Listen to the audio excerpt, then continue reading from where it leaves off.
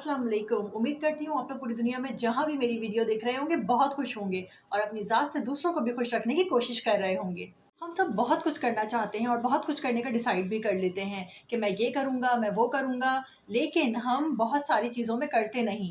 और हम ये सोच रहे होते हैं कि आज नहीं यार, कल करूँगा, परसों करूँगा, और इसी तरह से एक के बाद दूसरा, दूसरे के बाद तीसरा, और दिन गुजरते चले जाते हैं। लेकिन हम क्यों नहीं करते वो काम जो हम सोच लेते हैं कि ये काम हमें अब करने हैं। इसके लिए एक मखसूस टर्म यूज़ की जाती है जिसे कहते हैं प्रोक्रेस्टिनेशन। प्रोक्रेस्टिनेशन मीन्स कि वो काम जो कि हम किसी भी वजह से टाल रहे होते हैं। मीन्स कि अगर हमारा पेपर है या एग्ज़ाम्स का डे या कोई प्रेजेंटेशन बनानी है, तो हमने ये सोचा कि अभी 8 घंटे बाकी हैं, तो हम अभी से काम क्यों करें, थोड़ा सा टाइम और निकाल देते हैं। चलें, जब तक सोशल मीडिया यूज़ कर लेता हूँ या कुकिंग कर लेती हूँ या कोई भी ऐसा काम कर लेती हूँ, और फिर जब एंड का टाइम आ जाता है तो हम उस काम को कर रहे होते हैं। वो भी किसी फेयर की वजह से या किसी रिज़ल्ट्स की वजह से कि हमारे रिज़ल्ट्स अच्छे नहीं आएँगे या हमारी इंसल्ट हो जाएगी, या कोई भी ऐसे फेयर की वजह से।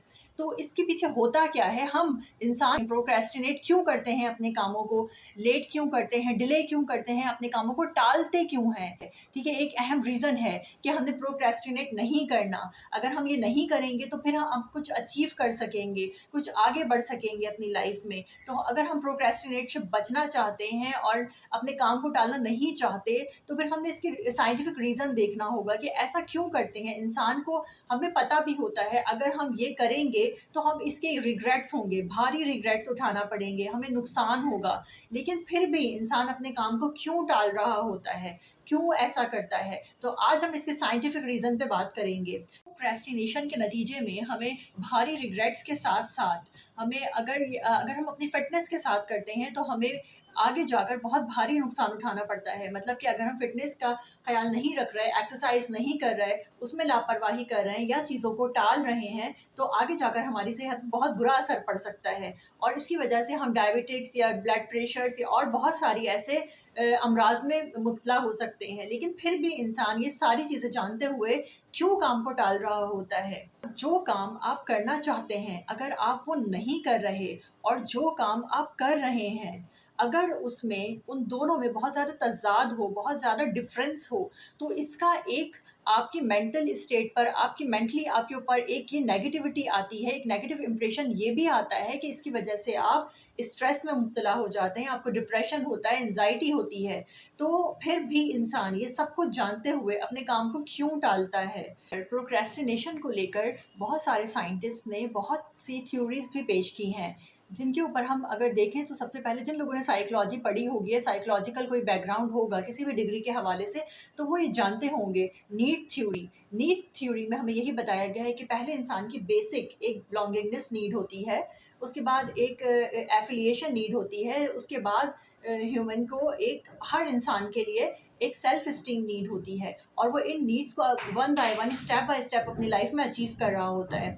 तो उसी से रिलेटेड होता है कि अगर हम इस नीड को देखें, ह्यूमन नीड को देखें, तो हम समझेंगे कि इंसान प्रोक्रेस्टिनेट क्यों करता है, ठीक है? उसकी लेकिन ये उसके नेचर में है। अगर इंसान को किसी भी चीज़ का हमें पता हो कि हमें ये रिज़ल्ट हासिल करना है, तो फिर हमें उसके लिए हम वो ज़्यादा एफ़र्ट करेंगे।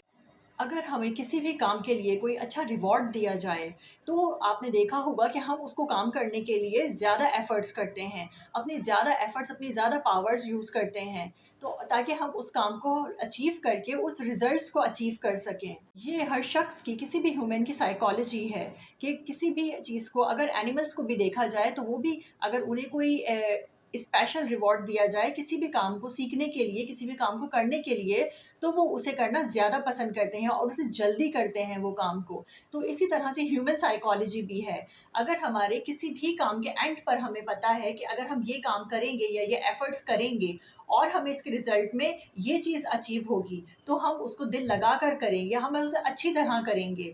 तो इसी तरह से हमें अपने हर काम को यही देखना चाहिए कि अगर हम कोई काम कर रहे हैं अपनी लाइफ़ में, तो हमें इसके एंड में क्या मिल रहा है, हम इसके एंड में क्या रिज़ल्ट्स अचीव कर रहे हैं। तो हमारी हमारी सेल्फ एस्टीम, हमारी वर्किंग हमारी वर्किंग एबिलिटीज़ भी डिपेंड करती हैं हमारे उस रिजल्ट्स पे जो हमें उसके अगेंस्ट मिलना होता है।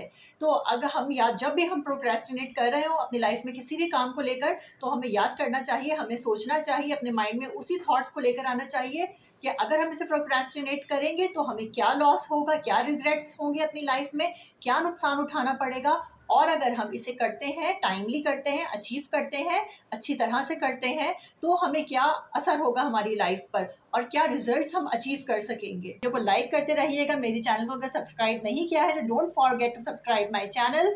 मारिया सिद्दीकी को इजाज़त दीजिए। अपना बहुत ख्याल रखिएगा। अल्लाह हाफिज़।